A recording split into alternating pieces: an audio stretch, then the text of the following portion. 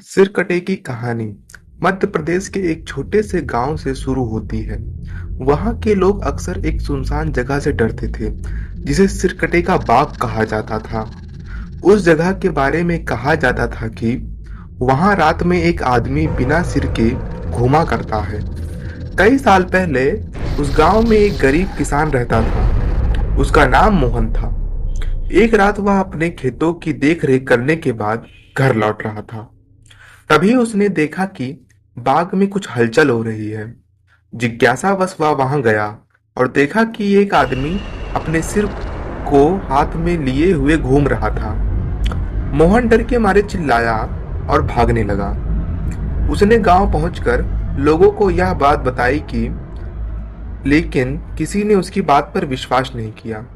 धीरे धीरे गांव में सिरकटे आदमी की कहानियां फैलने लगी। कहा जाता था कि वह आदमी गांव के लोगों से बदला लेना चाहता था, क्योंकि उसे किसी ने बुरी तरह से मारा था और उसका सर काट दिया था। वह आदमी रात को अपनी मौत का बदला लेने के लिए निकलता है और जो भी उसे देख लेता है उसकी जान खतरे में पड़ जाती है। एक रात गांव का एक निडर युवक रामू इस कहानी को सच्चाई जानने के लिए उस बाग में गया। उसने सिरकटे आदमी को देखा, लेकिन डरने के बजाय उसने उससे बात करने की कोशिश की। सिरकटा ने उसे बताया सिरकटा ने उसे बताया कि वह अपने सिर के बिना चैन से नहीं रह पाता। रामू ने उसकी मदद करने की ठानी और गांव के बुजुर्गों के पास गया।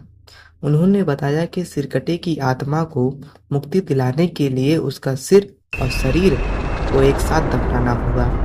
अंततः उन्होंने सिर की खोज की और दफना दिया। लेकिन यह कहानी यहीं खत्म नहीं होती। वह सिरकटा अपना बदला लेना चाहता था और गांव वालों ने इसका सिर धड़ के साथ जोड़कर और या दफनाकर बहुत बड़ी गलती कर दी थी, जिससे उसकी शक्ति चौगुनी हो गई।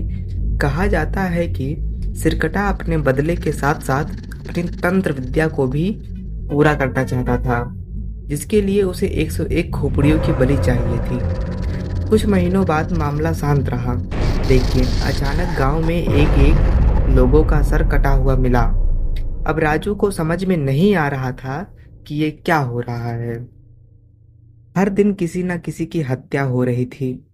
तब गांव वालों ने तांत्रिक को बुलाया। तांत्रिक ने मंत्र पढ़ा और जान लिया कि इन हत्याओं के पीछे कौन है। तब तांत्रिक ने बताया कि इस सिरकटे को काबू करने के लिए हमें उसके पूरे शरीर को जलाना होगा। अंततः पूरे गांव में मिलकर उसके शरीर को जला दिया। तब सिरकटा प्रकट हुआ और जलते हुए यह श्राप दे गया कि मैं फिर से आऊँगा।